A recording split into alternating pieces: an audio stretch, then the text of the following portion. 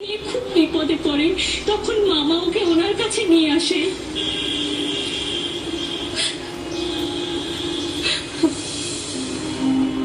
কেঁদো না দিদি, কেঁদো না, সবই ভাগ্য।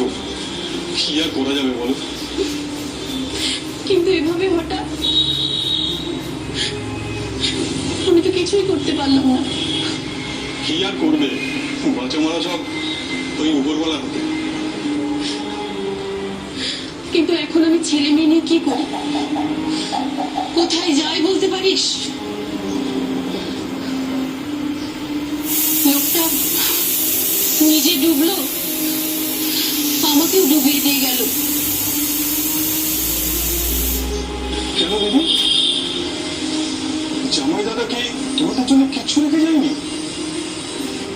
আরে ওর হাতে কি কিছু ছিল রেখে যাওয়ার মতো? এই বছরটুকু কোনো মতে বাঁচিয়ে রেখেছিল,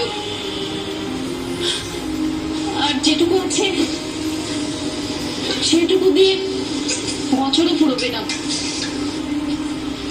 তাহলে তোমাদের এই জমি জায়গাগুলো কি হলো? কিছু আছে। ফতিমার বাপ নিজে চাষ করত, আর আমায় বলতো লোক দিয়ে চাষ করালে বছরে ধানটুকু উঠবে না। কিন্তু এখন আমি কি করি, ছেলে মেয়ে নিয়ে কোথায় যাই? মেয়ের বিয়ে আছে, দুই ছেলে কি করবে কে জানে। বড় ছেলেটা না হয় কয়েক ক্লাস পড়লো, কিন্তু ছোটটার নসিবে স্কুলও নাই রে। চল খাবি, চল, অনেক বেলা হলো। হ্যাঁ আসছি। সিরাজুল, ফেরদৌস, খাবি আয়।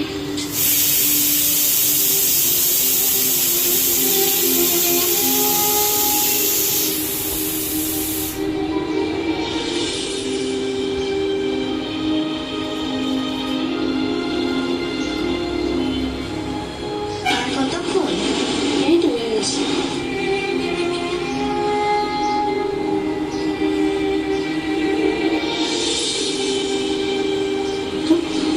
বাহ, খুব সুন্দর হয়েছে। সত্যি খুব সুন্দর হয়েছে। কোথা থেকে শিখলে? ওই গোষ্ঠ লাগে। ও,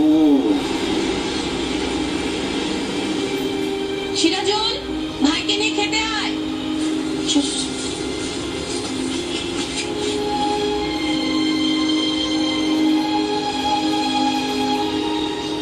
ঠিক আছে। বলছি দিদি, একটু এদিকে এসো তো, তোমার সঙ্গে কথা আছে। কি কথা? বলছি দিদি, সিরাজুলকে আমি নিয়ে যাই। তার মানে? মানে সিরাজুলকে আমার বাড়িতে নিয়ে যাই। আচ্ছা শাহিদা, আপনার খারাপ লাগেনি আপনার বর হঠাৎ করে ওর ভাবনাকে আপনার বাড়িতে নিয়ে চলে এলো? না না, খারাপ লাগবে কেন? আচ্ছা